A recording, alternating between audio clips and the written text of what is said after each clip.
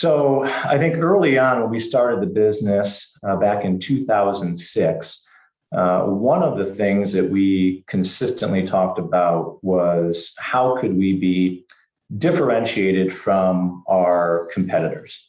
And at that time, in order to find caregivers, many organizations were putting ads in the newspaper, and they would hire someone in at minimum wage, and that would be the type of person that they would hire. And we felt that we needed to do something a little bit different. And so early on in our process, when we were developing our forms and our documents and our logos on the kitchen counter, we said, okay, let's go out and try to hire a higher caliber individual who is going to be able to represent us well in the community. And so at that time, we had some discussion and we said, let's go after CNAs. And it's interesting because early on in the process, when we started telling individuals that we were hiring CNAs or we were looking to attract them, there were many people in our community, some of our referral sources, and even our organizations around the state had said, why are you looking for CNAs? You don't need CNAs. CNAs are more for your nursing homes and assisted living, your hospitals, and so forth. But we were steadfast in that approach and said, you know what, we're going to bring a higher caliber person on who's well trained, who knows how to assist with a transfer, who knows how to bathe someone, and all of those hands-on skills, because we felt if we're going to be doing those things, we should have people who know how to do them. And so it was going to cost us a little bit more in terms of what it was going to cost for an hourly pay rate. So in some cases, it could be $2, $3, $4 more an hour. But again, early on, we just said, this is something that we want to do. And it's something that could differentiate us. There's not a lot of other competitors at that point in time who were hiring CNAs. And actually, right after we started going through this process over the first couple of years, we did start to see more of our competitors take that same approach where they were going to be hiring certified nursing aides and so forth. And so around that time, we were looking at our strategy and say, okay, where can we find them? I mean, we can obviously put an ad in the paper and look for CNAs that way.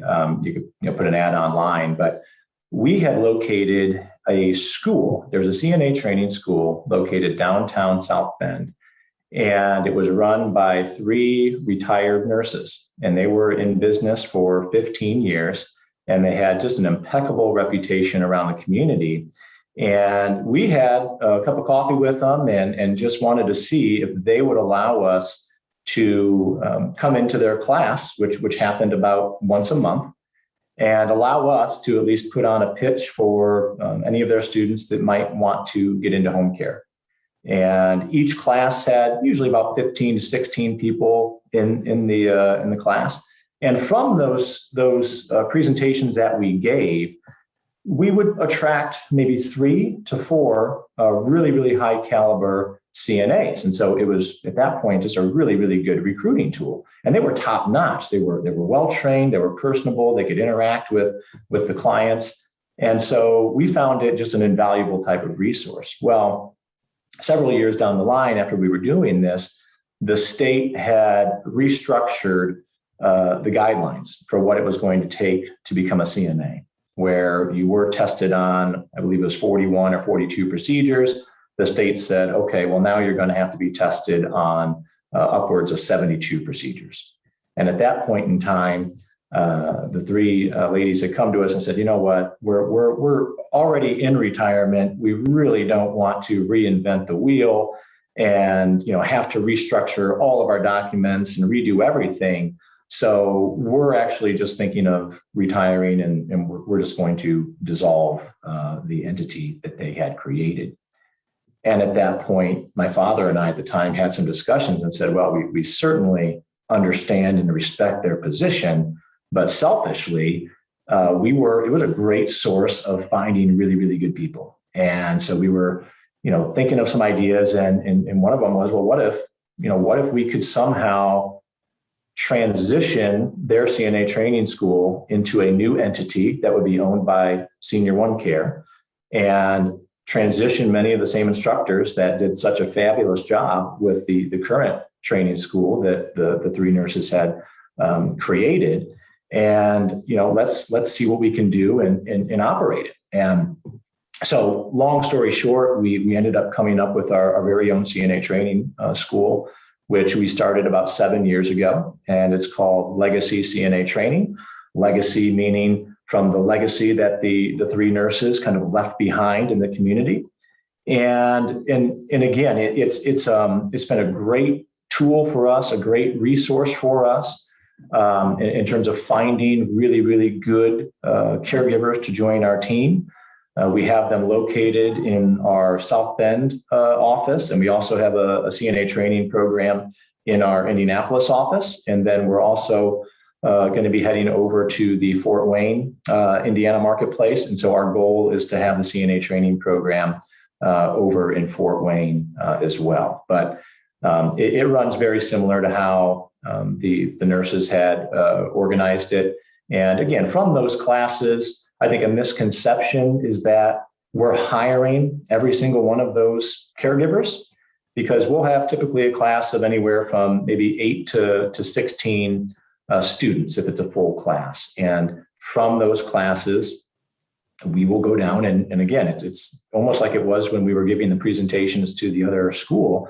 We're talking about who we are and what we do. And if some of those individuals want to come forth and become an employee of ours, that's fantastic. But a lot of them they have their heart set on going to a nursing home, or they want to work in a hospital setting, or whatever it might be. So I think that misconception of, you got a CNA training school, so you must hire every single person that goes through it. That's not necessarily the case. But having said that, we are putting some more thought into how can we maximize the school, not only to attract CNAs to join our team, but for those that aren't joining us, is there any type of staffing arrangement that we can come up with and work through? So that's something that we haven't dotted the I's and crossed the T's on yet, but that's something that we continue to explore. We tried to do something several years ago, but from our experience, you need someone who really spends 100% of their time focused on that particular side of the business, and not just in a almost like a part-time capacity. But that's really how the CNA training school came about. And I remember my dad had told me when we started it, he said, Kyle, this is going to be one of the best decisions you've ever made in starting the school, because it's something that gives you a competitive advantage. And not a lot of other companies can say that they have a training school, which has served us well in the communities that we serve.